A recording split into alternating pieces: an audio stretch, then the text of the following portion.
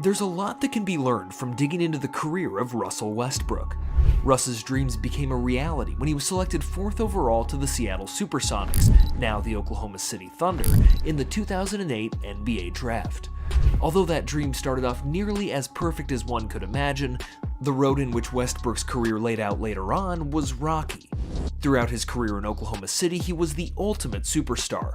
Yet as he bounced throughout the league, not only did he struggle, his critics spoke extremely negatively towards him. But how has Russell found that fire again? The fire that we saw back in OKC, where his teammates not only benefited from playing next to him, but the energy and intensity was at an all-time high.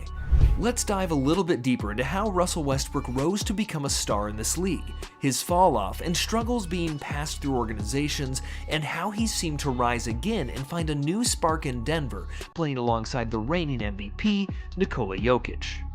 Back in 2008, the NBA Draft took place with a very under-the-radar class. It was headlined by Memphis superstar Derrick Rose alongside many familiar NBA faces, including Kevin Love, Brooke and Robin Lopez, DeAndre Jordan, Nicholas Batum, and numerous others. That list also included 6'4" guard from UCLA, Russell Westbrook. When the Seattle Supersonics selected Russell with the 4th overall pick in the draft, what did this mean for Russ and how his career would start? Well, first, he soon realized he wouldn't be playing in Seattle, as the Supersonics relocated to Oklahoma City, where they would now be referred to as the Thunder. He would be teamed up with rising star and the 2007-2008 Rookie of the Year, Kevin Durant. It also meant that Serge Ibaka from the Republic of Congo would be joining them as well, as he was drafted 24th overall in the same class. Coming into the league, Westbrook was known as a player with explosiveness, who was unselfish and a good defender, but he was often criticized for his jumper and ability to shoot outside the painted area. When Russ came in as a rookie, the Thunder were led by Kevin Durant. Although KD was Rookie of the Year, his supporting cast was mediocre at best, and the team was coming off a horrendous 20-62 season, looking to reassure basketball in the new city. At the time, it was very well known amongst the league that OKC had a superstar in Kevin Durant, a franchise-changing player. But like most, came skepticism. Wondering how KD and their new potential star in Westbrook would mesh was certainly a point of debate. Their first NBA season together was a struggle, as KD and Westbrook still needed to find ways to play alongside each other. They officially hit their stride in the 2009-2010 season. Part of that was due to selecting James Harden with the 3rd overall pick in the 2009 NBA Draft. It was obvious that Kevin Durant was one of the best scorers in the league, and was the man in charge of getting the Thunder into the playoffs for the first time since the 2004-2005 season. Those playoff dreams were short-lived in the 2009-2010 season, as the Thunder were eliminated in the first round of the Western Conference playoffs by Kobe and the Lakers, who ended up winning it all that year. But the strides and progress that this young big three of Westbrook, Durant, and Harden took cemented them as one of the top young teams in the NBA. From the 2010 season to the 2013-14 season, they finished as the #1 seed in each of those years. Throughout that time, Westbrook was averaging 22.6 points, 5 boards, and 7 assists per game, while making it to the 2011, 2012, and 2013 NBA All-Star games. Durant was averaging 29 points, 7.5 rebounds, and 4.1 assists per game, making it to the All-Star game each year, winning a USA gold medal in 2012, and becoming the youngest player in NBA history to join the 50-40-90 club, as well as winning the league MVP in the 2013-14 season. Following the 2011-2012 season, Harden won 6th Man of the Year after the Thunder made it to the NBA Finals but lost to LeBron and the Big Three in 5 games. We remember looking back at the loaded roster in OKC and thought this was the team of the future. But when OKC elected to re-sign their defensive force down low, Serge Ibaka, after the 2011-2012 season, it left Harden frustrated. He wanted to be a bigger part of the success that Westbrook and Durant were having in OKC, but unfortunately the Thunder elected to go in a different direction, leading to Harden wanting out. Harden is traded to the Rockets, and it's back to the Westbrook and Durant show in OKC.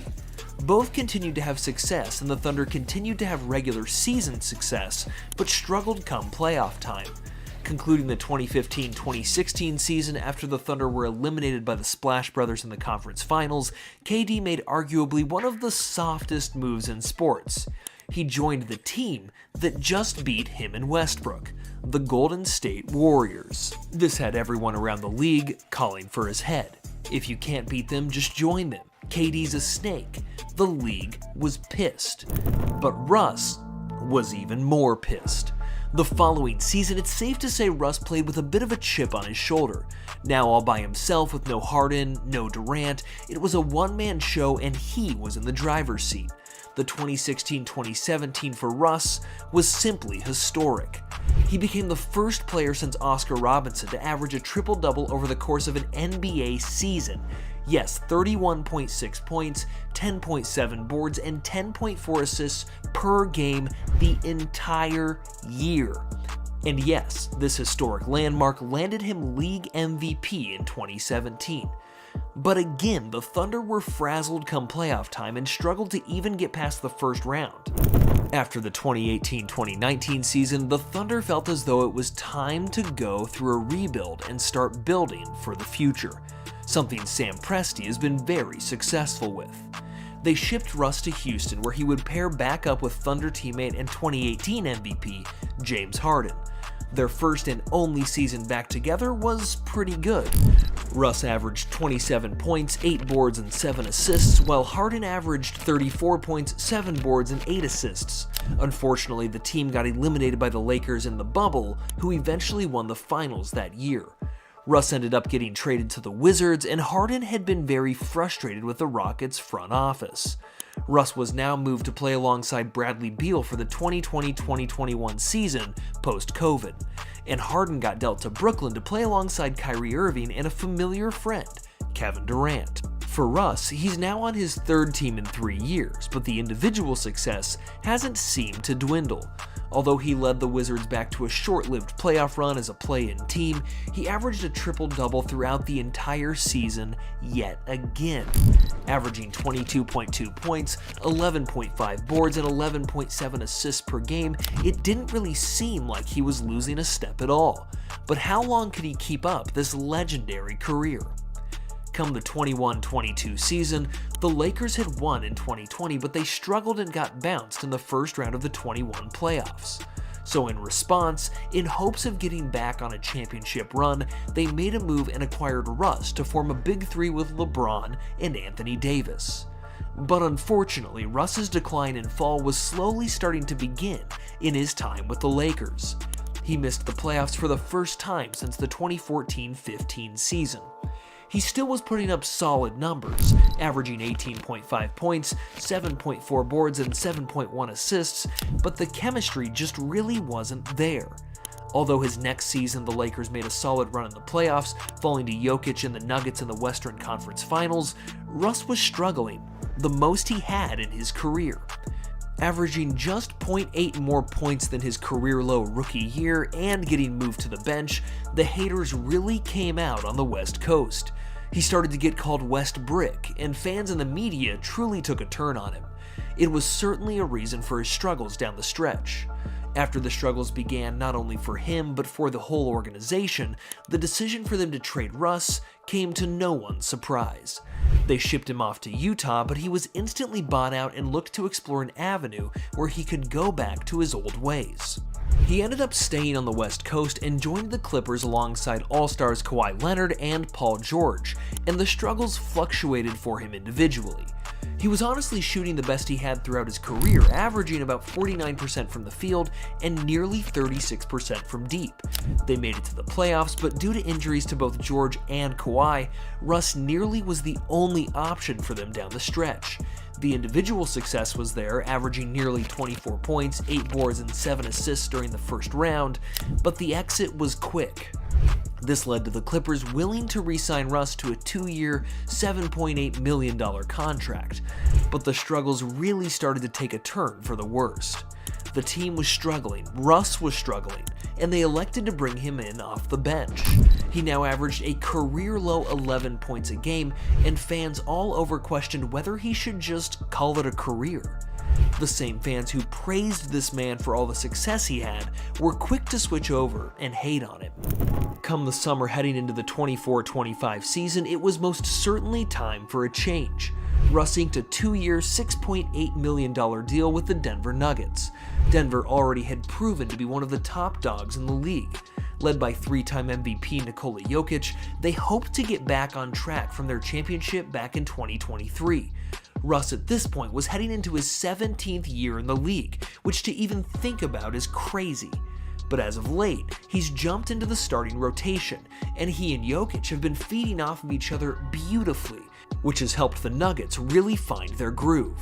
Per Russ, a lot of times we communicate without having to say nothing. We be thinking the same things, which adds up considering both are averaging over 7 assists per game. But Russ certainly seems to be back to the way most remember him.